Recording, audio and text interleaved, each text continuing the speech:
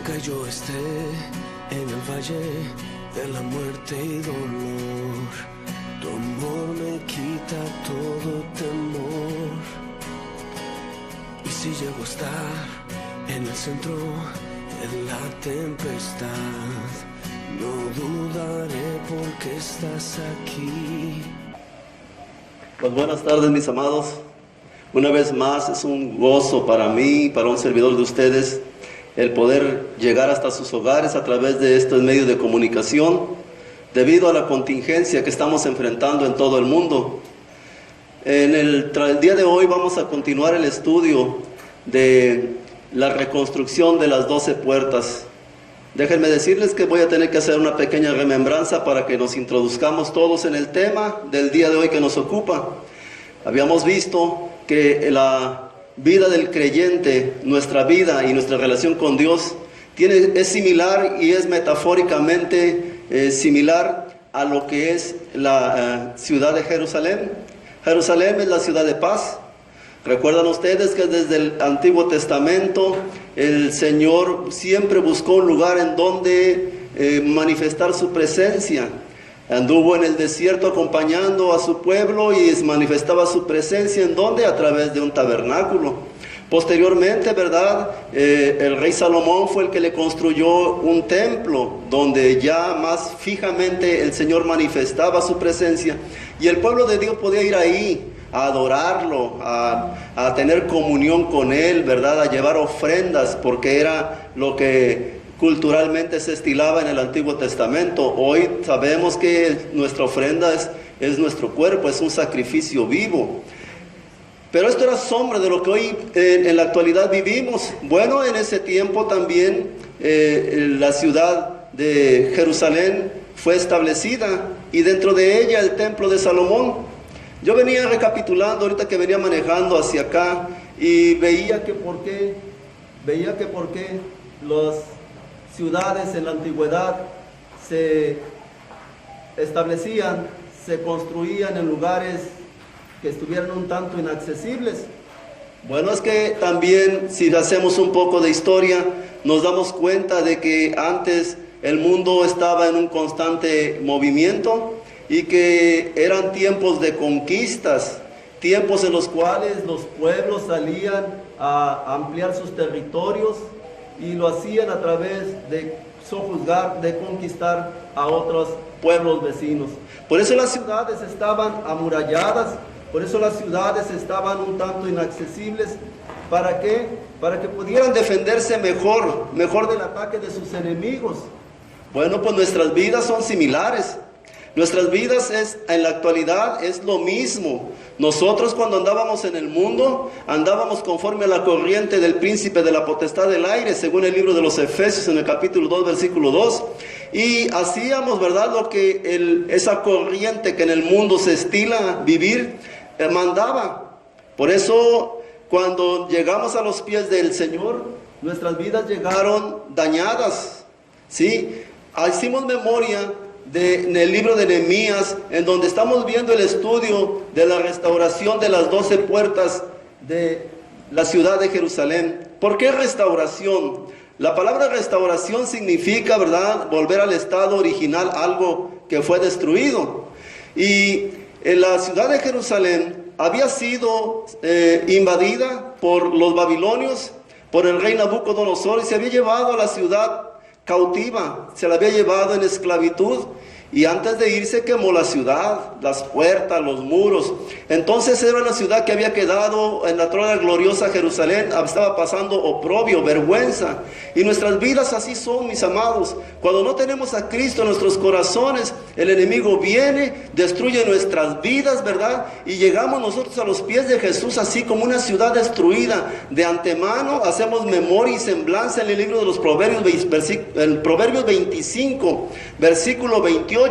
En el cual nos dice muy claramente cómo nos compara el Señor en este libro de los Proverbios, el rey Salomón, el autor del mismo, y lo tomamos como un ejemplo de lo que era la ciudad de Jerusalén y de lo que eran o son nuestras vidas cuando no restauramos nuestras puertas, nuestros muros, nuestras protecciones, cuando no tenemos una correcta relación con Dios. Dice el versículo 28 del libro de los Proverbios 25, como ciudad derribada y sin muro es el hombre cuyo espíritu no tiene rienda. Ojo, como ciudad derribada y sin muro. Imagínense una ciudad derribada y sin muro. ¿Qué protección tiene? Ninguna. Cualquiera puede entrar, cualquiera puede salir a cualquier hora, ¿verdad? No hay protección, no hay nadie que impida que puedan entrar a esa ciudad. Pues dice que así es el hombre o la mujer cuyo espíritu no tiene rienda. Nuestro espíritu no tiene rienda. ¿Qué significa? Si vamos a lo que es común, la rienda es una cuerda o un objeto que se les coloca a los caballos o a los animales. ¿Para qué? Para guiarlos, para que obedezcan, ¿sí? Y cuando nosotros no tenemos rienda, cuando el hombre o la mujer no tiene rienda en el espíritu, ¿sí? Entonces no nos dejamos guiar por Dios, no obedecemos a Dios. Practicamos religiones, practicamos muchas cosas, pero ninguna de ellas, ¿verdad?, encaminada a la obediencia a Dios. Y cuando nuestra vida no tiene rienda, somos como una ciudad derrumbada y sin muros. El enemigo viene y entra por cualquiera de los accesos. A la hora que quiere, sale a la hora que quiere, hace lo que quiere. ¿Me están siguiendo? ¿Por qué les digo esto? Romanos 8:14 nos dice muy claramente que, ¿verdad?, que los que son guiados por el Espíritu Santo de Dios, estos son verdaderamente hijos de Dios. Tú y yo no somos hijos de Dios porque entremos a un lugar como estos con una playera que diga La Roca, o que diga cualquier denominación, o porque hagamos tal o tal cosa, ¿verdad?, que es para Dios. No por eso somos hijos de Dios. Tenemos que ser guiados por el Espíritu Santo de Dios. Esos son los verdaderamente hijos de Dios. Ahí se acaban todos esos cuestionamientos. Que esta es la verdad, aquella es la verdad, que nosotros somos la verdadera iglesia. No, no y no. La verdadera iglesia está conformada por aquellos hombres y mujeres que se dejan guiar por el Espíritu Santo de Dios. Por eso la importancia de restaurar esas 12 puertas. Empezamos con la número 1, ¿verdad?, que está en el libro de Nehemías. Vayamos rápidamente a Nehemías. Y ahí en Nehemías leímos en el capítulo 3 de Nehemías, en el versículo 1, cómo la primera puerta que fue restaurada se llamaba la puerta de las ovejas. Las 12 puertas que guardaban, vamos a llamarlo así, y que mantenían protegida Jerusalén y que ahora estaban derrumbadas, destruidas, tenían un nombre. Y cada uno de los nombres tiene que ver con nuestra condición delante de Dios en nuestra relación como creyentes. La puerta de las ovejas, dice que la puerta de las ovejas fue, ¿verdad?, edificada o reconstruida por Eliasib. Eliasib significa, ¿verdad?, Dios consuela. Entonces Dios traía su consuelo a través de Eliasib, un sacerdote, un siervo de él, del Dios Altísimo. Y esa puerta significa y representa nuestras vidas, nuestra condición, nuestra primera condición como creyentes. Cuando nosotros llegamos a los pies del Señor, llegamos en calidad de ovejas. La Biblia nos dice en el libro de Marcos, el Señor hablando, dice que Él salió y vio a las multitudes que lo seguían y los vio como ovejas que no tenían pastor. Y lo maravilloso que dice a continuación de esa cita bíblica es que desde entonces comenzó a enseñarles muchas cosas. Como oveja tenemos que venir a un lugar como este, donde se predique la palabra de Dios, a escuchar, a ser instruidos por el Señor, a ser guiados, porque una oveja necesita un pastor, necesita un rebaño, necesita una identidad, necesita cuidados. Una oveja necesita que le enseñen. Amén, ¿me están siguiendo? Bueno, ya las ovejas tienen sus condiciones. No todos los que estamos dentro de los edificios como estos somos ovejas. A veces los pastores nos empeñamos en hacer que la gente parezca oveja, pero son cabritas, son chivitos. Hay que ser, la sinceridad es lo que nos debe de, hasta cierto punto, de identificar. Tenemos que hablar la verdad. ¿Por qué? Porque por más que queramos, ¿verdad? Consecuentamos a las personas, consecuentamos y va a cambiar, y el pastor no los confronta con la palabra en el pecado o en el problema que ellos están enfrentando. Tú tienes un problema, pero como yo soy tu pastor y no te puedo, me da pena confrontarte, o a lo mejor te me vas a ir de la iglesia. Mis amados, Jesús les dijo a sus discípulos: ustedes también se quieren ir. Tenemos que entender lo que la palabra de Dios, nos venimos a exponer a la palabra de Dios. Y es la palabra de Dios la que te habla a ti, no soy yo. Es el Espíritu Santo el que te habla a ti. El que te va a convencer es el Espíritu Santo de pecado, de justicia y de juicio. Y si no te convence el Espíritu Santo, nadie te va a convencer. Entonces, una oveja tiene cualidades, ¿sí? La oveja número 1 es sumisa. Número 2 es dócil, ¿sí? Número 3, una oveja es productiva. 4, una oveja no cuestiona las cosas, obedece por amor, ¿sí? Tenemos condiciones que como oveja, que tiene una oveja, una cualidad de la oveja que nos identifican con ella.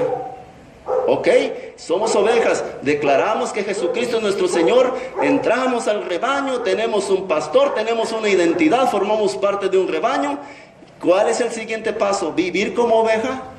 Esa es nuestra primera condición. La segunda puerta que tuvimos que reconstruir y que ya vimos es la puerta del pescado.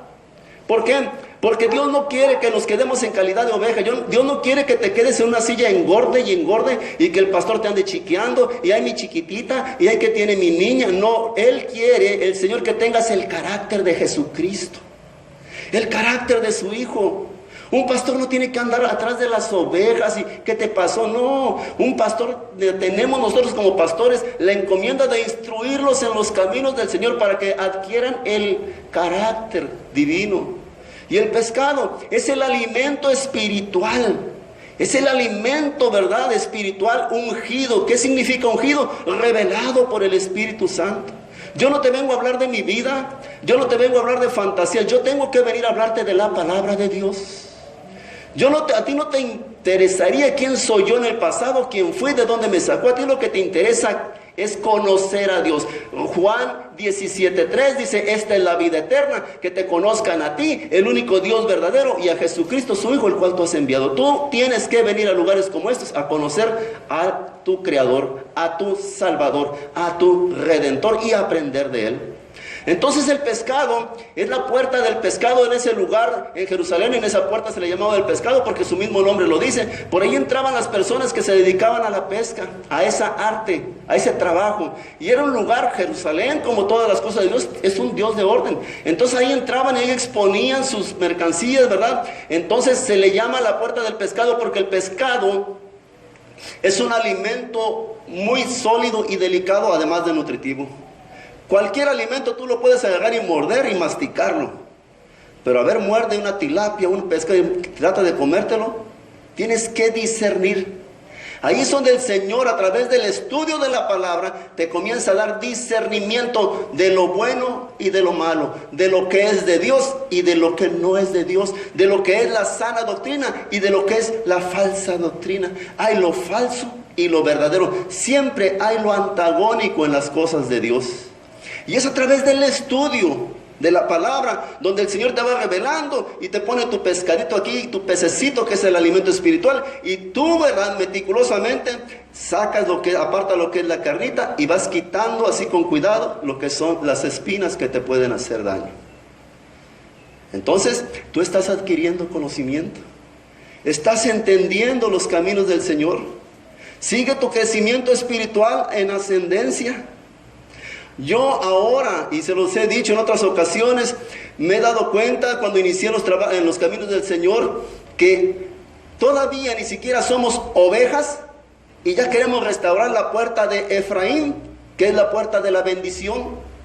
La puerta de Efraín, en el lugar que ocupa la restauración de las 12 puertas. Imagínense, 12 puertas, 12 escalas, 12 niveles de conocimiento de Dios. La número 11 es la puerta de Efraín, y Efraín significa doblemente bendecido. Es hasta el lugar número 11, por llamarlo así, que el Señor te va a bendecir material y espiritualmente. Ahí es donde está la prosperidad, tanto espiritual como material. Y yo llego a una iglesia en la cual todavía ni siquiera sé que soy una oveja, ni cómo me debo comportar como oveja. Y ya me están diciendo, abriéndome la codicia para querer alcanzar las cosas materiales que el mundo te ofrece, porque Dios no te ofrece riquezas. Y mi relación con Dios empieza a basarse en lo que yo le doy para que Él me dé. Y dice la palabra de Dios que la raíz de todos los males es el amor al dinero. Y cuando despiertan la codicia en un creyente, en una oveja, en una nueva criatura, lo están desviando del camino de Dios. Y terminamos en muchas cosas, menos en lo que debemos de andar. Por eso las ovejas no son ovejas. Sí critican, ¿verdad? Se oponen, no obedecen, porque nadie los instruyó. No entendieron que los que son guiados por el Espíritu Santo, no los guía el Espíritu Santo, los guía una ambición, una codicia, un bien en particular, pero no el Espíritu Santo. A mí no me lleva a una iglesia el ir a buscar un bien material o el ir a buscar sanidad. A mí me debe llevar el conocer a Dios. Busca primeramente el reino de Dios y su justicia, y las demás cosas te serán añadidas. Muy bien, continuamos, ¿verdad? Dice que el libro de Nehemías, que los hijos de Sina fueron los que edificaron, ¿verdad?, la puerta del pescado. Sina, y Sina significa espinoso, ya lo vimos, ¿verdad? Significa una zarza, o es metafóricamente lo que simboliza una zarza. Y una zarza es un arbusto que tiene espinas. No cualquiera puede arrancar una zarza o una planta que tiene espinas. ¿Por qué? Porque se lastimaría, se dañaría. Entonces, esto significa que todo creyente que está discipulado, no cualquier viento de doctrina lo viene a mover. Porque él está edificando su vida y está creciendo espiritualmente, siguiendo al maestro, tratando de imitar al maestro, ¿verdad? Y escuchando la voz de Dios.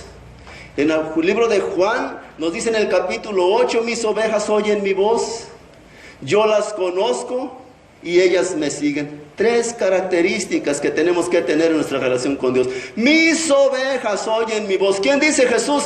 Yo tengo unas ovejas que oyen mi voz. Yo no sé qué voz escuches tú, pero yo procuro, anhelo, me esfuerzo, lucho, batallo por escuchar la voz de Dios. ¿Y cómo la voy a escuchar? Y estoy seguro que estoy escuchándolo a través de este hermoso libro. No solo de pan vivir el hombre, sino de toda palabra que sale de la boca de Dios. Y hoy Dios está hablando a tu vida, hablando a mi vida, a través de estas citas que estamos, ¿verdad?, leyendo y estamos discerniendo. Y dice la segunda parte, ellas, ¿verdad?, mis ovejas oyen mi voz, yo las conozco, dice el Señor. Entonces el Señor conoce a los que verdaderamente lo escuchan a Él. ¿Se están dando cuenta lo interesante de todo esto? Estamos aquí para aprender y para crecer, no para ser emocionados ni motivados. La palabra misma te va a limpiar, la palabra misma te va a lavar, la palabra misma va a traer sanidad a tu vida, principalmente espiritual, que es lo que más necesitamos. Yo las conozco. Dios nos conoce, Jesús nos conoce, no por todo lo que hagamos, sino por lo que hay dentro de nuestros corazones. Porque si la palabra de Dios dice, ama a tu prójimo, tú estás escuchando la palabra, mis ovejas oyen mi voz, ¿y qué estás escuchando de parte de Dios? Que ame a mi prójimo. Bueno, ¿y cómo te conoce Dios? Porque tú eres un hacedor de la palabra, procuras amar a tu prójimo, te esfuerzas, aunque batalles. Entonces yo los conozco. Jesús te conoce porque estás obedeciendo. Y dice, y ellas me siguen. No que Jesús ande arriándolas, sino que las ovejas solitas van donde va el maestro, donde va el pastor. Por eso a Jesús lo seguían multitudes. Hemos distorsionado tanto el evangelio que ahora tenemos que andar haciendo campañas y un montón de cosas implementando para agarrar que la gente se meta, se llene, y queremos que todos se queden y cierre la puerta, que nadie salga. No, mis amados, desde que iniciamos el ministerio, la puerta está grandota como esta, y estaba ya igual en donde estábamos, como de 5 metros, y siempre le decía, la puerta tiene como 5 metros. Y así como entraste, te puedes ir. Aquí estás no por fuerza, estás por voluntad propia. La misma Biblia dice que serán salvos todos aquellos que el Señor trae a este lugar. ¿Sí? Entonces, la tercera puerta en ese orden es la puerta vieja. Ya vimos, puerta de las ovejas, puerta del pescado. La tercera puerta que se tiene que restaurar es la puerta vieja. Y tiene que ver con nuestra antigua manera de vida, con el viejo hombre. Dice que debemos despojarnos de este viejo hombre que está viciado. Viciado, traíamos un montón de vicios. Lamentablemente somos cristianos, entre comillas, somos creyentes, ¿verdad? Y tenemos una vida, o hacemos una vida espiritual, por llamarlo así, pero vivimos con la antigua naturaleza. Traemos del pasado cosas arrastrando a nuestro presente, y ese presente nos va a impedir que nosotros despeguemos y alcancemos las promesas que Dios nos ha dado. Despójate del viejo hombre, el pasado. Segunda de Corintios 5:17, de modo que si alguno está en Cristo, nueva criatura es. He aquí las cosas viejas pasaron y todas son hechas, ¿qué? ¿Iguales? Claro que no, son hechas nuevas. Y no me digas que Dios no hace nuevas todas las cosas. Nosotros que con nuestra antigua manera de vida frenamos la obra restauradora del Espíritu Santo de Dios a través del Espíritu Santo y su palabra, somos los que nos oponemos, no avanzamos. ¿Cuántas personas conoces que te invitaron inclusive a iglesias y que ahora ya no las ves en ningún lugar? Que ahora inclusive ya terminaron en la metafísica. Otros que yo veo que andan, que según supuestamente el cristianismo no es la verdadera doctrina, que es el judaísmo, y andan judaizando, y han apartado, han inclusive negado, porque cuando empiezan en el judaísmo supuestamente les hacen que nieguen que Jesucristo es el Hijo de Dios, que no es más que un profeta. Imagínense negar a Jesucristo. Y el Señor dice, el que me negare delante de los hombres, yo lo negaré delante de mi Padre que está en el cielo. ¿Qué consecuencias nos estamos acarreando? Pero Oseas 4:6 nos dice, mi pueblo fue destruido porque le faltó conocimiento. No es que no haya tenido, le falta conocimiento. Y nosotros, nuestro deber es capacitarnos, instruirnos en los caminos del Señor para ser unos dignos representantes de Él aquí en la tierra, porque somos embajadores de Cristo, de los cielos, aquí en la tierra. Que a través de tu vida, de tu testimonio y del conocimiento de la palabra, se den cuenta de que no todos somos iguales, que hay un cierto grupo que le ha entregado su corazón al Señor y que los distingue de los demás, porque no andamos conforme a la corriente del mundo, sino nos dejamos guiar por el Espíritu Santo de Dios, porque en Él hay palabras de vida eterna. Amén. Ese viejo naturaleza nos impide, y es lo que el diablo usa las tradiciones, usa las costumbres, usa nuestra naturaleza antigua naturaleza carnal, adámica, que es caída. ¿Para qué? Para impedir que despeguemos. Por eso a veces leemos y como que no entendemos o nos confundimos, ya no hallamos qué hacer. ¿Por qué? Porque el Espíritu Santo dice que nos anhela con celo. Él nos anhela, Él es celoso, ¿verdad? Y nosotros no le entregamos nuestro corazón a Dios para que nos moldee. Nos oponemos. Sí, Señor, pues yo le decía a una persona que hace tiempo llegó con nosotros, tienes que perdonar. No, yo no perdono, pero se apretaban las quijadas. Es que no sabe lo que me hicieron. Mira, yo no lo sé, ni quiero saberlo. A mí no me interesa que me lo digas, porque esto no es un chisme.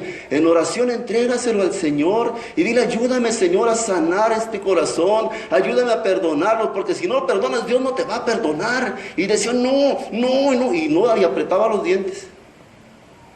Y le digo, no digas eso, porque algún día eso que tú más odias es lo que más, escúchalo bien, es lo que más te va a mover. Porque lo que tú aborreces es lo que te va a mover después. Y le sucedió. No es que yo tenga boca de profeta. Yo no, yo simple y sencillamente hablo lo que está escrito. Escrito está. Entonces, restauramos nuestra antigua manera de vida. El gadareno es un ejemplo digno de ello. El gadareno estaba endemoniado, tenía 6,000 demonios. Imagínense, si con uno nosotros no podemos, entonces con 6,000. Cuando llegamos a los pies de Cristo, todos traemos problemas espirituales. Y el Señor, a medida que conocemos la palabra, dice, conocerás la verdad. La verdad te va haciendo libre, libre de temores, libre de miedos, de incertidumbres, de paradigmas, de falsas doctrinas. Te va liberando. No es necesario muchas veces que se haga un evento y que vamos a desenchamucarlo y que todo eso. No, si se habla la palabra y alguna persona, ¿verdad?, trae problemas espirituales, el mismo Espíritu se va a empezar a manifestar, no por mí ni por nosotros, sino por la palabra, porque el poder es de la palabra. Y es el Espíritu Santo el que va guiando la palabra. Y bueno, entonces tenemos que orar por él y, ¿verdad?, no hacer una liberación, porque en otro mundo podemos liberarlo nosotros. Pedirle al Señor que lo haga libre. Pero cuando él tiene, ¿verdad?, está de acuerdo y acepta que trae problemas espirituales, menos no. No obligamos a nadie, ni lo podemos amarrar y todos encima de él, no. Y conocerás la verdad. Tú y yo vamos a ser libres hasta que conozcamos la verdad. Pero si en vez de andar en la verdad nos apartamos de la verdad, ¿cómo estará nuestro futuro? Muy bien, puerta vieja, nuestra antigua naturaleza de vida. Tanto daño que nos ha hecho y que sigue causando todavía en las iglesias, en las congregaciones. Hoy vamos a ver la puerta del valle. La puerta del valle es la puerta número 4. ¿Por qué del valle? Porque Jerusalén en sus murallas, vuelvo a repetirle, estaba en una ciudad amurallada, en una zona alta, por decirlo así, en un lugar alto, dice la Biblia. Pues tenía una puerta que daba acceso a un valle. Un valle es una planada, un valle es un lugar llano, plano, donde difícilmente te puedes ocultar, ¿sí? Y el valle, dice que esta puerta del valle la reconstruyó Hanún. Hanún significa favorecido, ¿sí? Guarden esa notación porque al final van a enterarse por qué fue reconstruida por él y por cómo la podemos reconstruir. Bien, pues la puerta del valle, mis amados, tiene que ver con nuestras decisiones. Es en el valle donde tú vas a pelear tus batallas. Es en el valle donde te va a llevar el Señor para probarte también, para probar tu fe. Es el valle de las pruebas. Todos queremos bendiciones, ¿verdad? Si alguien le pregunta, ¿a qué viene? A que Dios me bendiga. Oiga, hermano, ¿y está dispuesta a que Dios lo pruebe? Porque tiene que probar su fe. Nadie quiere ser probado. Nadie quiere pasar por problemas. Nadie quiere sufrir. Nos han hecho creer que nosotros los cristianos, vaya, ni el enemigo se puede meter con nosotros. Si el diablo, entonces, ¿cómo dice la palabra? Anda como un león rugiente buscando a quien devorar. El diablo anda, no quita el dedo del renglón, quiere hacerte caer. Tú no estás exento de los ataques del enemigo. Todos, al contrario, tenemos una lucha, una batalla diaria. Y está aquí en la mente. Las decisiones. El valle de las decisiones. Es el lugar donde te lleva el Señor para que tú tomes una decisión. Seguirlo verdaderamente a Él o darle la espalda. Pero tienes que tomar decisiones. El Señor te lleva a lugares para probarte. A Israel lo sacó de Egipto y lo introdujo en un desierto. ¿Para qué? Para empezar a probar su corazón. ¿Y cuántas veces lo probaba? ¿Cuál era la reacción del pueblo de Israel? Quejarse. Ay, nos trajiste hasta aquí para que muramos en este desierto. Ay, allá me acuerdo cuando los hoyotas de carne, de comida en Egipto, cuando si eran esclavos. Pero así sucedió y por no tomar una decisión sabia, se quedaron en un desierto tirados. Esta puerta es de la muralla de Jerusalén, como su nombre lo indica, daba hacia el valle. Por eso era la puerta del valle. Y representa la prueba a la que todos aquellos que queramos seguir a Cristo, seremos sometidos antes de poder subir al monte alto. Antes de subir al monte de adoración, antes de empezar a escalar otro peldaño y sentirte el ungido, sentirte el apóstol, el obispo, el que profeta, ya no sabe uno qué, ¿verdad? Antes de eso Dios te va a probar. Miren lo que dice la palabra de Dios en el Salmo 23. En las pruebas nosotros tenemos que entender que en las pruebas no estamos solos. El Señor dice en su palabra que no nos va a dar más cargas que las que no podamos soportar. Y en el Salmo 23, el Señor nos dice, ¿verdad? Es un salmo precioso que con el puro primer versículo casi nos llena completamente con todas nuestras expectativas o necesidades que nosotros, o dudas que podamos tener. Jehová es mi pastor, nada me faltará. Dios quiere que entiendas que en las pruebas, que en esos lugares donde sientes que a lo mejor ya no puedes más, que estás por desfallecer, que la vida no tiene sentido, en la que tú ya intentaste de una forma, ya lo intentaste de otra, no te ha dado resultado, no te has acordado que tienes un pastor. Y que si verdaderamente eres una oveja, porque un pastor es un pastor de oveja, no de cabras, eres una oveja, te comportas como oveja, tienes verdad las características de la oveja, entonces ese pastor va a suplir todas tus necesidades, porque dice ahí muy claramente, nada me faltará. ¿Por cuál valle estás pasando? Hay unos que están pasando el valle de muerte, como lo dice el versículo 4 adelante. Pues en la misma muerte tú no estás solo, Dios está contigo, la presencia de Dios está contigo.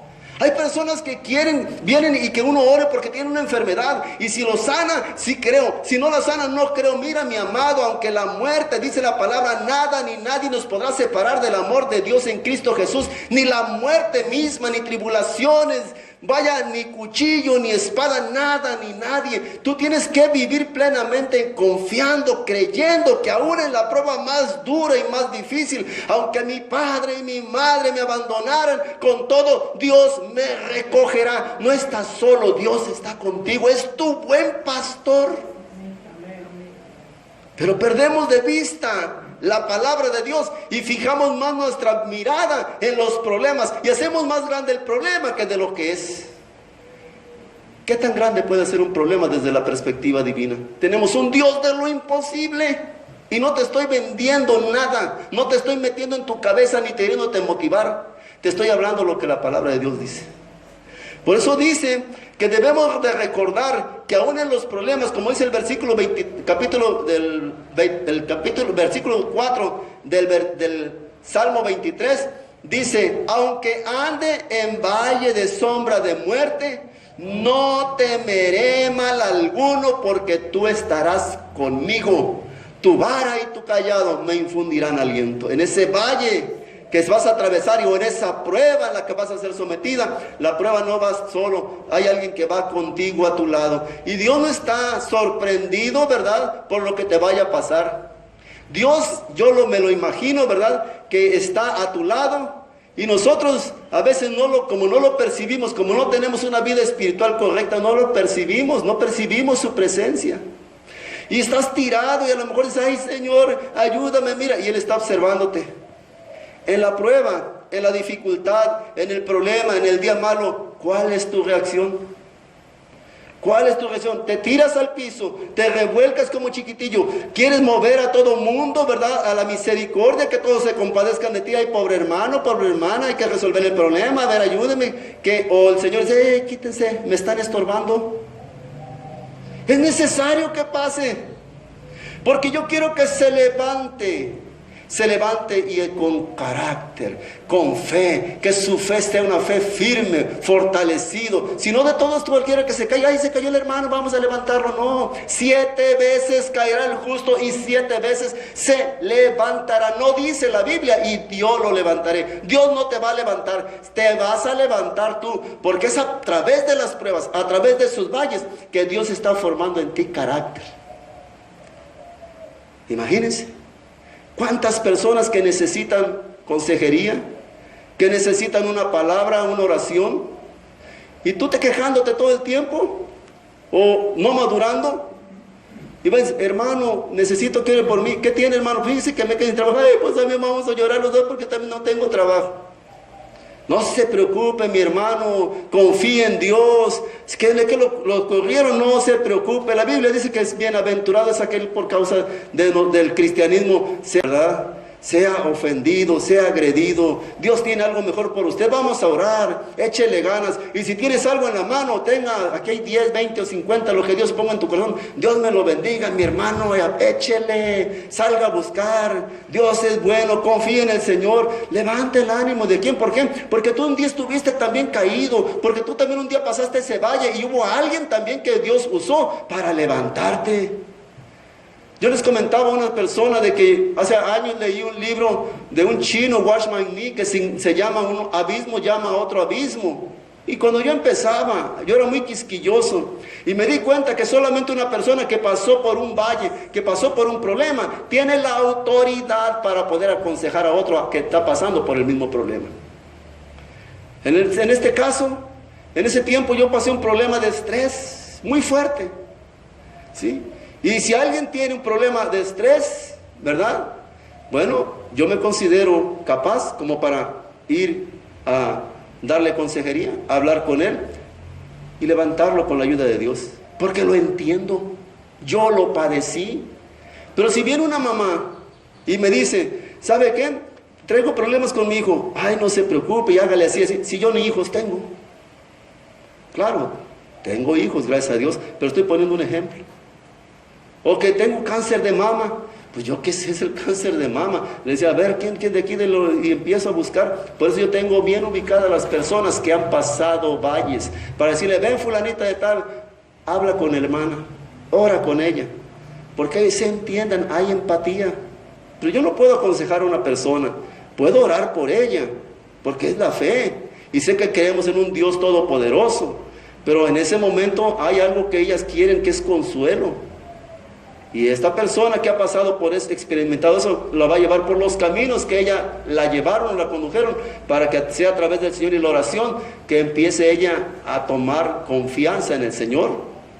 Amén. Entonces dice, aunque ande en valle de sombra de muerte, no temeré, no tendré temor alguno, porque tú estarás conmigo. Cuando está hablando aquí David, es alguien que está plenamente confiado en que la presencia de Dios está con él. Dice, tú estarás conmigo. Y dice ahí, agrega más, tu vara y tu callado me infundirán aliento. Está él tan consciente de la presencia de Dios en su vida, que dice tu vara, o sea, tu corrección, ¿sí? Porque a lo mejor nos está corrigiendo el Señor y no queremos aceptar la corrección. Nadie quiere ser corregido. Pero si no aceptamos la corrección, es que no somos hijos de Dios, porque Dios al que ama lo disciplina, lo tiene que corregir. Dice tu vara y tu callado. El callado es ese gancho que traen los pastores, ¿verdad? En Israel o en ese mundo árabe.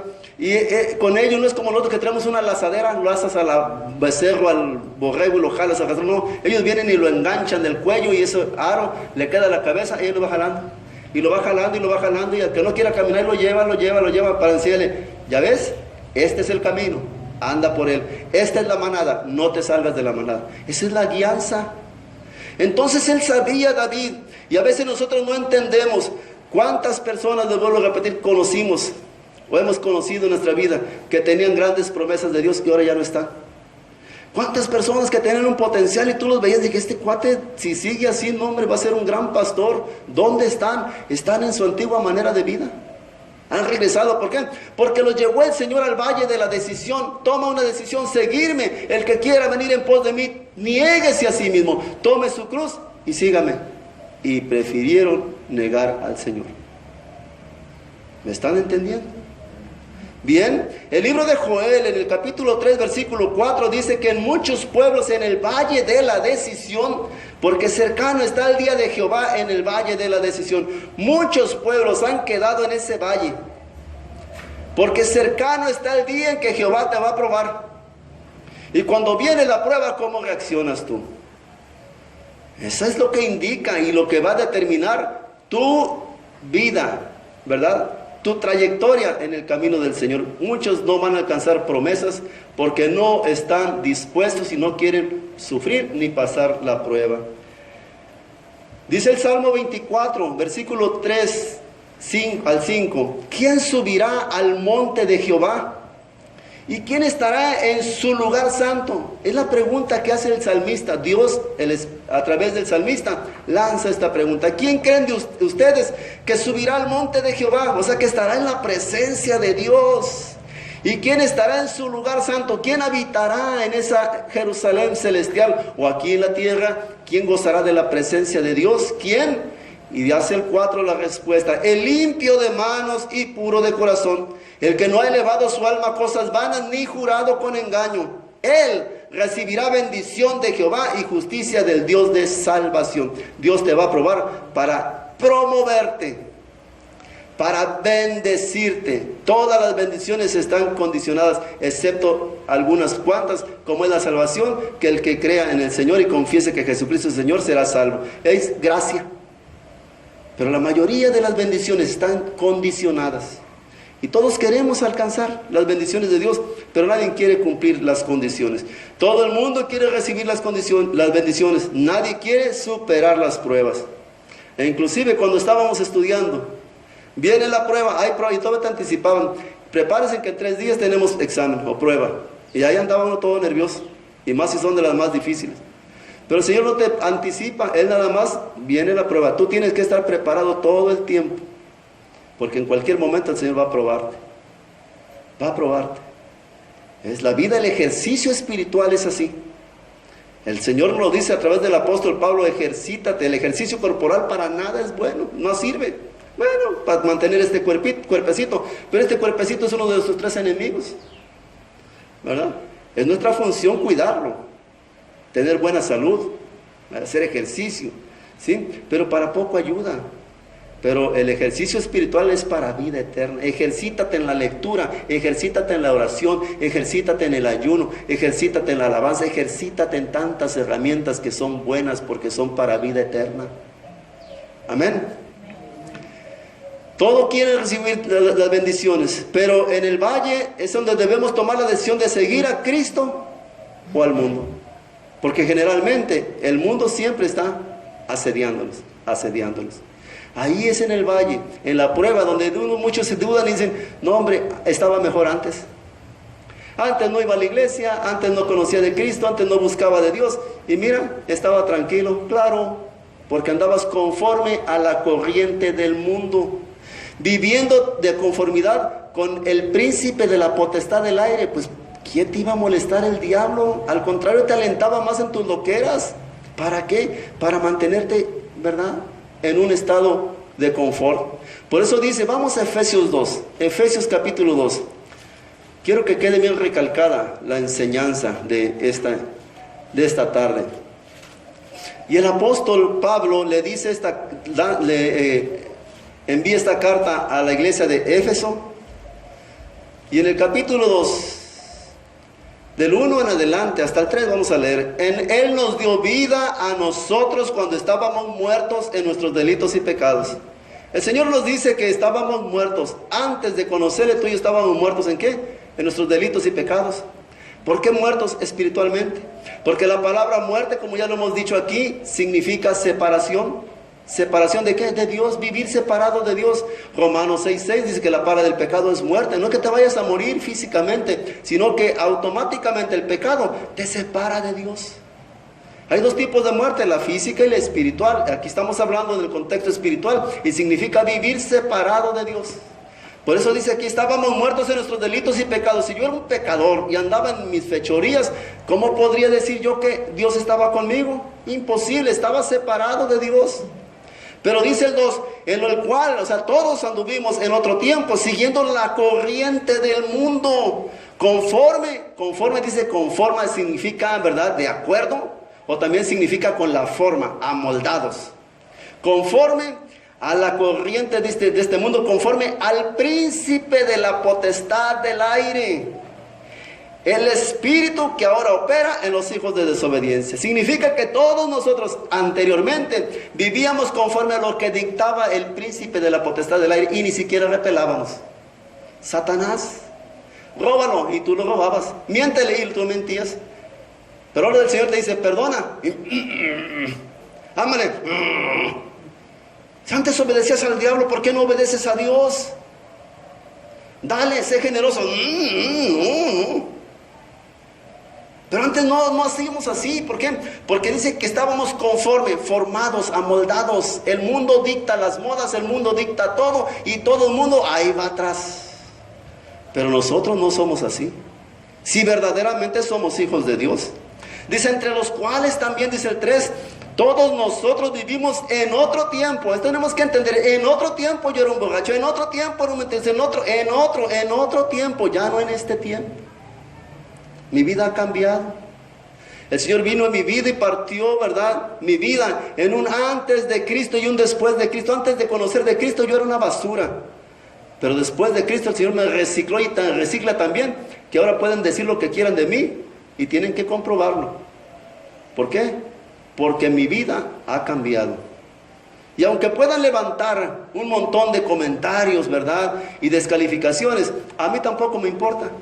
Yo he aprendido a través del tiempo, como todos nosotros, por eso nos prepara el Señor, porque estamos en un mundo hostil, que nos ve como enemigos, que nos detesta, nos aborrece, ¿sí? Tenemos que aprender a depender de Dios y a vivir todo el tiempo tratando de agradarle a Dios y no a la gente, no al hombre. Porque de lo contrario, cuando empieces a tratar de agradarle al hombre o a la humanidad, estás haciéndote amigo del mundo y te estás constituyendo enemigo de Dios. Y no nos damos cuenta a veces. A veces no quiero profundizarme mucho. Dice que vivimos en otro tiempo. Miren cómo vivíamos, en los deseos de nuestra carne. Los deseos de la carne. La carne desea muchas cosas. De hecho, las obras de la carne están en Gálatas 5, del 15 en adelante. Dice, las obras de la carne, ¿cuáles son? Y manifiestas son las obras de la carne, que son envidias, pleitos, rencores, hechicerías, enemistades, iras, contiendas, disensiones, herejías, borracheras, adulterios, fornicaciones, inmundicias. Y bueno, imagínate, eso es lo que hace el mundo. Pero ve la lista de Gálatas 5, del 16 en adelante, y te vas a dar cuenta qué es lo que practica el mundo. Todo lo que hace el mundo. Y hay otras 3 listas más alternas que se las he dado en Corintios, en Efesios, en Apocalipsis. Y todos ellos dicen que no heredarán el reino de Dios. Si vivimos en la carne, vamos a cosechar de la carne. Pero si vivimos en el Espíritu, vamos a cosechar del Espíritu. Tienes que tomar la decisión. Dios te lleva a sus terrenos, al terreno donde dice aquí Santiago, aquí te pongo, aquí tienes que tomar una decisión ya bastante tiempo. Has desjugado a ser el cristianito, a ser la cristianita. Es tiempo de que te decidas, el mundo o yo. Es el lugar donde el Señor nos lleva para tomar decisiones. Hay una historia que está en 1 de Samuel capítulo 17. Es una historia muy conocida. Quiero tomarla nada más como base para no extenderme. Y 1 de Samuel, en el capítulo 17, narra una pelea, una batalla. Y nosotros estamos librando batallas en nuestra mente, en el lugar, en el valle de las decisiones. ¿Por qué? Por obedecer a Dios, por creerle a Dios, ¿verdad? O darle la espalda. 1 de Samuel, en el versículo 17, vemos ahí, dice y narra la palabra de Dios, que el ejército de Israel se encontró en un lugar que se llama Afec, con el ejército de los filisteos, para librar una batalla. Dice el 1, los filisteos se juntaron, sus ejércitos, para la guerra. Se congregaron en Soco, que es de Judá, perdón, dije Afec, es Soco, que está en Judá, y que acamparon entre Soco y Azeca en Efes-Damín. Dice el 2, también Saúl y los hombres de Israel se juntaron y acamparon en el valle de Elá. Quiero que pongan mucha atención. 2 ejércitos, 2 naciones o 2 pueblos se reúnen para pelear una batalla. La batalla está aquí en la mente, en la actualidad, entre nosotros y el mundo, el diablo y la carne. Aquí están las decisiones, ¿sí? Y esos 2 ejércitos se juntaron, dice, en el valle de Elá. Elá es una palabra griega que significa decisiones. El valle de las decisiones. Y vamos a verlo por qué. Los filisteos estaban sobre un monte, imagínense un montículo, un cerro, una loma, como montaña. Estaban ahí los filisteos en un lado.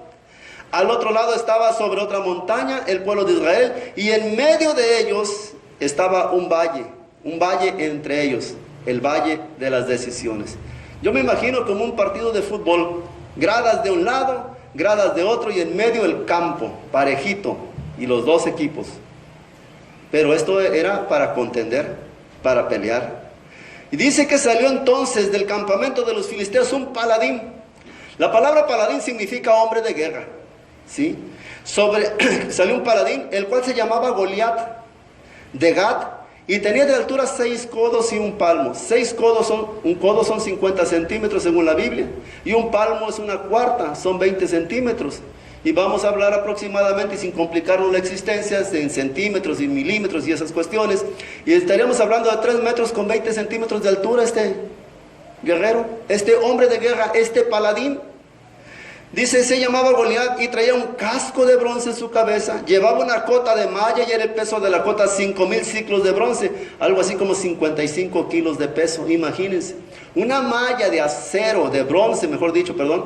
Sí, como una red y pesaba 55 kilos. ¡Qué hombre! ¡Qué fuerza de este fulano! Como para traer una malla así y echársela como quien se echa a una mujer un rebozo y traerlo ahí como, ¿verdad?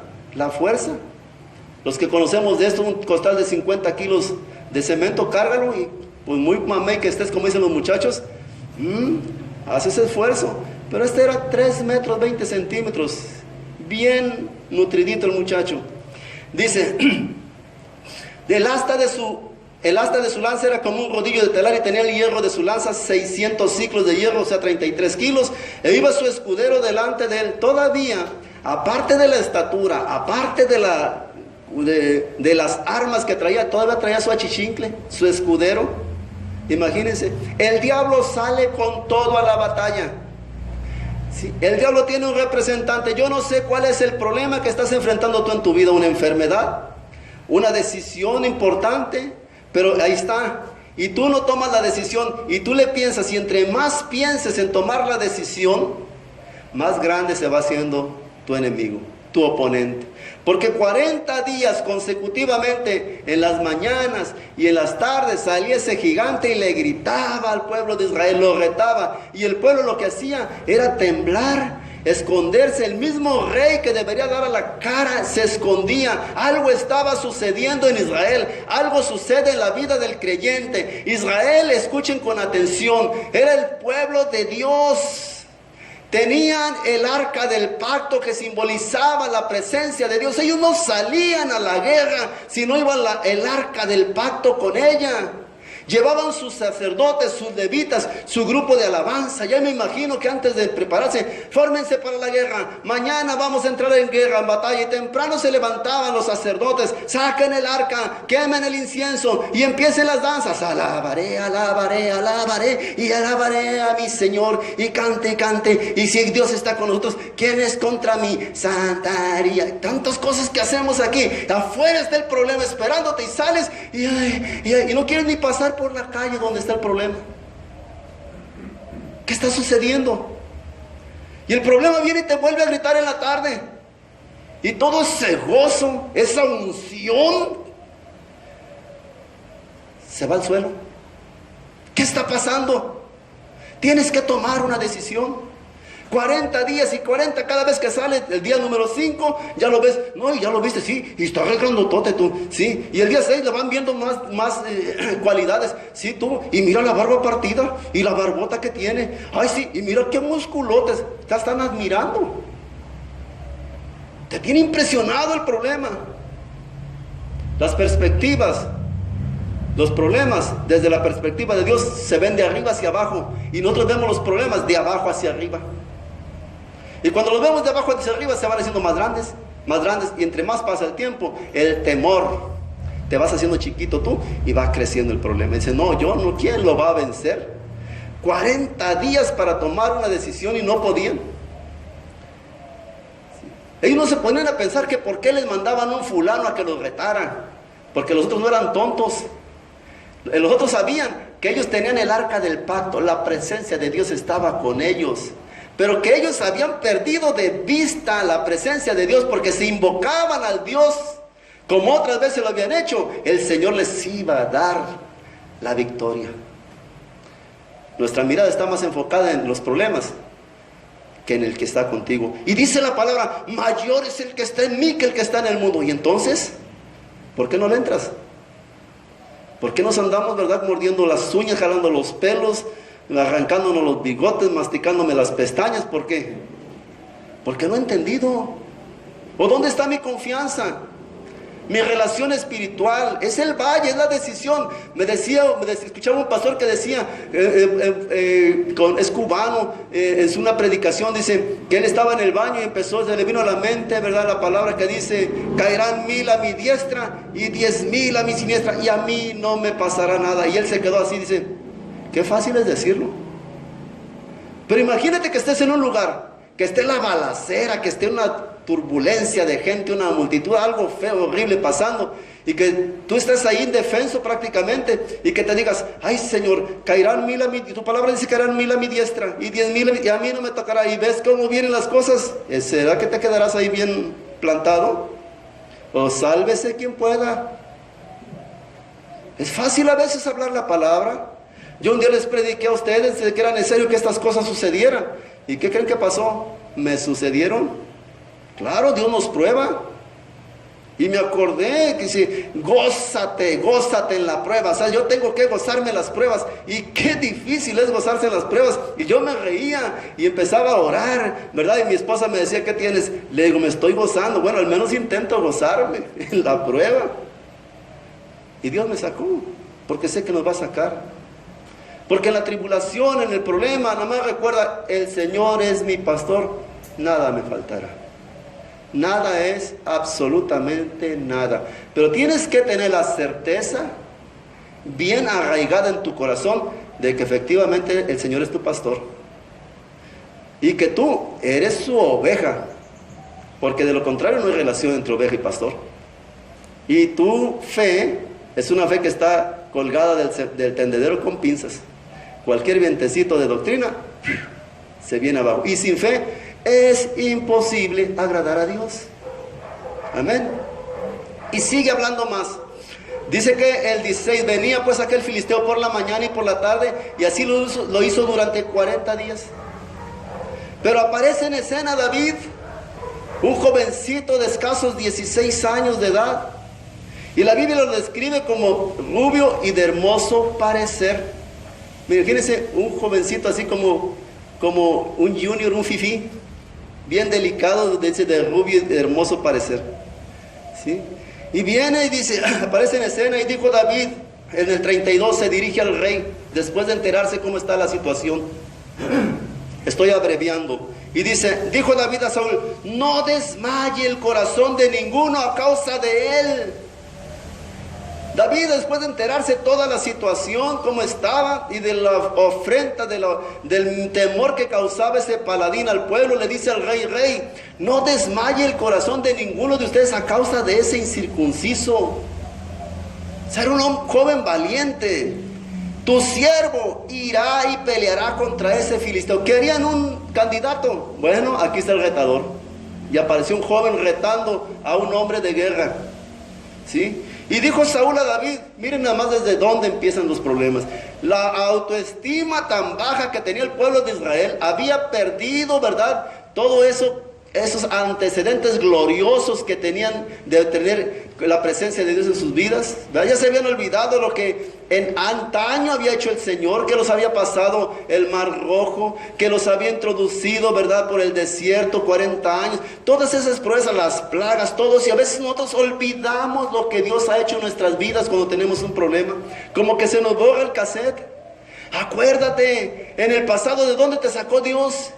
Si te libró en el pasado, hoy te va a librar otra vez. Por eso les dice aquí adelante David, dice, no podrás ir tú contra aquel filisteo para pelear con él, porque tú eres muchacho y él es un hombre de guerra desde su juventud. Pero dice David, tu siervo era pastor de ovejas de su padre, y cuando venía el león o un oso tomaba algún cordero de la manada, salía ya tras él y lo hería y lo libraba de su boca. Y si se levantaba contra mí, yo le echaba mano de la quijada y lo hería y lo mataba. Era un hombre valiente, un hombre que había tenido su experiencia y que sabía que siempre el Señor estaba con él sustentándolo. No en balde el Salmo 23 y otros múltiples salmos que escribió David. Un hombre que sabía que gozaba con la presencia del Señor. Y añadió David,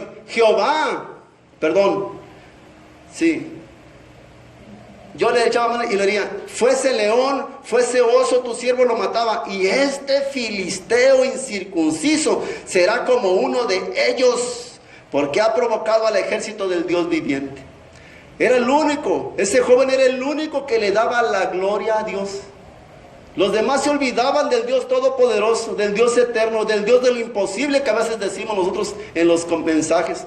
Tenemos un Dios de lo imposible, tenemos un Dios que te ama. Sí, sí, aleluya, gloria. Y cuando está el problema, cuando está la decisión, te olvidas de Dios.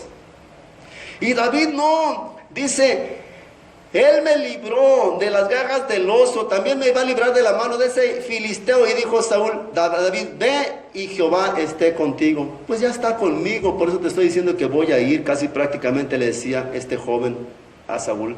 Y Saúl vistió a David con sus ropas y puso sobre su cabeza un casco de bronce y le armó de coraza. Ciñó David su espada sobre sus vestidos y probó a andar porque nunca había hecho la prueba. Y dijo David a Saúl, yo no puedo andar con esto porque nunca lo practiqué. Y David echó de sí aquellas cosas.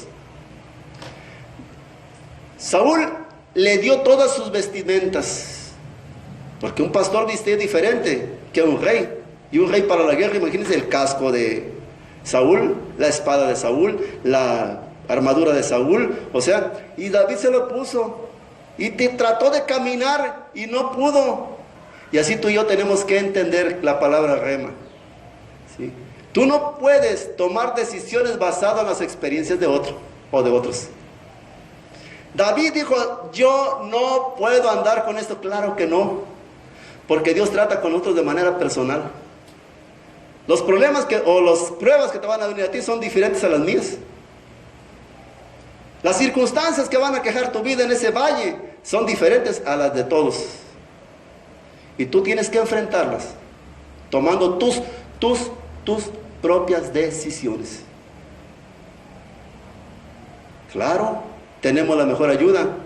El Señor es mi pastor. Tienes que ir a los pies del Señor. Señor, yo aquí tengo este problema, aquí tengo esta carga, aquí tengo esta prueba. Yo no sé, Señor, viene de ti, dame sabiduría, dame entendimiento para salir fortalecido de ella. No empezar como el mundo lo hace generalmente. Ay, Señor, ¿por qué a mí? ¿Por qué me está pasando? No preguntes por qué. Señor, dame sabiduría para entender esto que está pasando en mi vida y salir fortalecido. ¿Quieres que aprenda? ¿Qué me estás mostrando? ¿O me estás corrigiendo, Señor? Muéstrame, ilumíname mi entendimiento, para que yo pueda levantarme en fe, para que yo pueda volver a tus caminos si es que me estoy desviando, para que yo pueda terminar esa carrera que decía el apóstol Pablo, esa carrera de la fe. Y David le dijo, yo no puedo. David nunca había sido un hombre de guerra. Tú tienes tus propias armas, tus talentos, tus dones, y los que tú tienes no los tengo yo. Dile, Señor, ¿qué me has dado que yo pueda usar para salir adelante en este problema? Pero si quieres, ay, es que el hermano fulano hizo esto. Yo les pongo un ejemplo, hay libros. Se venden un montón de libros. Si no tienes una Biblia en tu casa, pero tienes Bienvenido Espíritu Santo, ¿sí? De Cash Luna. Tienes el poder, no sé qué, Dios poderoso, no sé qué, de Maldonado, del dinero Maldonado, ¿sí? De esos tienes, pero no tienes una Biblia. Deja de tratar de aprender de las experiencias locas de otros, porque muchas son experiencias que no son ni bíblicas. Pero es mejor que el caballo de Troya, ¿verdad? Bueno, me dice un hermano que venía a la iglesia y que estaba en Chintón. Me dice, ¿qué cree, hermano? Los ovnis existen y van a venir por nosotros. Pues van a venir por ti, le digo. Por mí no. ¿Es que existen? Obviamente existen. Nadie lo niega. ¿Que existen los extraterrestres? Claro que existen los extraterrestres. ¿Quieres ver un extraterrestre? Yo soy un extraterrestre. ¿Por qué, hermano? Porque yo soy del cielo, soy una criatura celestial, no terrenal. La Biblia dice, nuestra ciudadanía está ¿dónde? En los cielos, de donde esperamos a nuestro glorioso Salvador, Jesucristo. Todo tiene una explicación. Si vemos Ezequiel, Isaías, Jeremías, Daniel, las visiones, vemos eso y vemos como una película de Hollywood, de ciencia ficción, pero es real. Están con nosotros, sí están, hay otros mundos. Bueno, hay un montón de mundos, hay dos mundos nada más, el físico y el espiritual. Nada más. A veces que hay cosas que uno quisiera decir, pero no, todavía no es tiempo. Entonces dice aquí, Probó a andar con esto porque nunca lo practiqué. Y David de hecho decía aquellas cosas. Y tomó su cayado en su mano, escogió 5 piedras lisas del arroyo y las puso en el saco pastoril, en el zurrón que traía, y tomó una onda en su mano y se fue hacia el filisteo. ¿Qué era lo que mejor manejaba David? ¿En el cual era diestro? Con la onda. Es que como chavo que era, agarró la onda y agarró 5 piedras lisas del arroyo. 5 piedras. Y todo esto también es una enseñanza grande. ¿Por qué 5 piedras? Vamos a ver aquí una serie que se va a llamar Venciendo los Gigantes. Porque Goliat tenía otros 4 hermanos gigantes.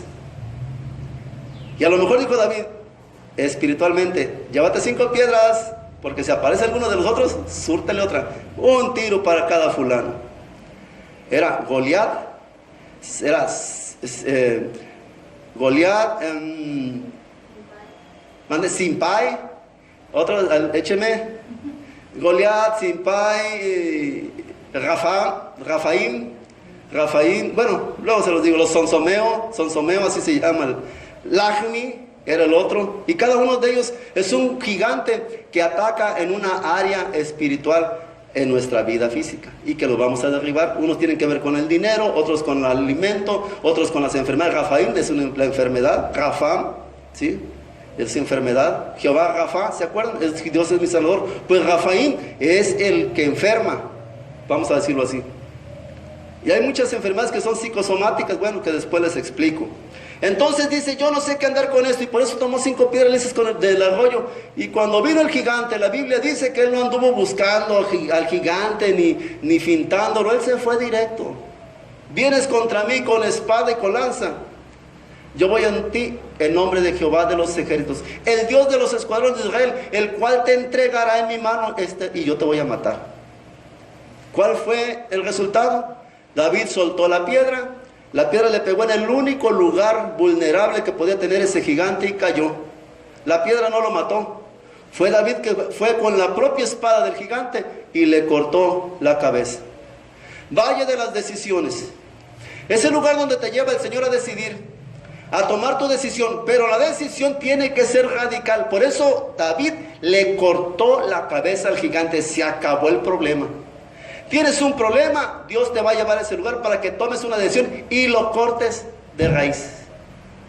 Tomé esta decisión conforme a la voluntad de Dios, ya la tomé, para atrás ni para tomar impulso. Córtalo, porque si dejas que el enemigo respire y se pare, va a venir en revancha contra ti.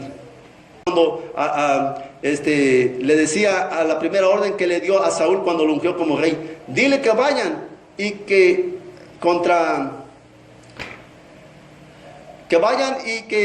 ¿cuál fue el primer ejército que atacó a Israel? ¿Qué significa la carne? Ay, se me fue. Ordenó que fueran en contra de un, ahorita me recuerdo, ¿sí? De Amalek. Vayan en contra de Amalek y maten a todos. Mujeres, niños, hombres, vacas, ganado, todo, maten todo, destruyen todo. Amalek significa carne. La carnalidad, y nosotros tenemos que morir a la carnalidad, morir al viejo hombre, morir, crucificarlo en la cruz. Pero tiene que ser radical. No que todavía me gusta el cuaracuacuá, ya me echando el estilo, y que la copita, y que para acá, y que no es tan malo 2, 3 copas. No, pues ahorita no, y 2, 3 copas en la tarde, y al rato ya tienes el pomo ahí por tu cuenta. No coqueteemos, hay que ser radicales. Dios quiere, estás conmigo, estás contra mí. Así, por eso es el valle de la decisión. Dios va limpiando, purificando tu vida, tu relación con Él. Muchos de nosotros no alcanzamos, ¿verdad?, las promesas de Dios porque no conocemos, o porque simple y sencillamente estamos cómodos en nuestros delitos y pecados, en nuestra manera de vivir. Yo de aquí no me muevo. Ay, pues yo no quiero ser ni pastor. Ay, yo no quiero ni que fuera a hacer esto. Yo no quiero ser. No es que no quieras, es que tienes que madurar. La Biblia dice que tenemos que alcanzar la perfección. Dios está preparando a su iglesia sin arruga y sin mancha. Y tú quieres ser parte de la iglesia, de su iglesia, pero todo arrugado, todo chispeteado del lodo, del pecado. Pues, y eso sí, yo escuchaba en la mañana rápidamente una persona en preguntas y respuestas, muy conocedora o muy conocida, y que le preguntan, oiga, ¿y si yo tengo un espíritu, me quedaré en el arrebatamiento? ¿Qué pregunta le hicieron? Y le dijo ella, bueno, si tienes un espíritu, el espíritu no tiene nada que ver con la salvación. Tú te vas al cielo. Ajá, ¿y tu paleta de qué la quieres? Si tienes un espíritu, tiene que ser el Espíritu Santo. Porque si en ti no puede estar el Espíritu Santo y puede estar el espíritu de Satanás o de cualquier otro. No puede haber dos espíritus en tu cuerpo. El diablo posee a los que no tienen el Espíritu Santo. A los que tienen el Espíritu Santo, que tenemos el Espíritu Santo, el diablo lo que hace es atormentar, tratar de atacar, pero no te posee. Entonces ella decía, a mí se me vino. Esta quiere saber por dos cosas. A lo mejor anda en algo chueconón y quiere justificarse para decir, bueno, es que yo lo voy a seguir haciendo, total, ya fulana tal me dijo que me voy a ir al cielo. Pues confía en el Señor, en la mujer esa, confía en la Biblia. Aquí está la respuesta. Yo te digo lo que la Biblia dice, no lo que yo pienso o considero que debe de ser. Amén. Entonces Hanún significa favorecido. Y ahí en el valle, David, al igual que tú y yo, tuvo que tomar una decisión. Yo decido ser el ejército del Dios viviente, ese ejército valiente, atrevido, que confía en Dios, que cree en Dios, ¿verdad? O ser unos derrotados, o ser unos cobardes. El Señor dice que no nos dio un espíritu de cobardía. Entonces Él te lleva ahí para probar tu fe, para probar de qué estás hecho. A veces decimos muchas cosas y hablamos muy bonito y todo, pero ya cuando estamos en el terreno de las decisiones, es ahí donde verdaderamente las evidencias. El Señor nos dice, por sus frutos los conocerás. ¿Cuál es tu fruto? Amor, gozo, paz, paciencia, benignidad, bondad, fe, mansedumbre, templanza, dominio propio. Ahí en ese dominio propio, ¿tienes dominio propio? O a lo mejor tienes demonio propio y no te has dado cuenta. Amén. Hanún significa favorecido.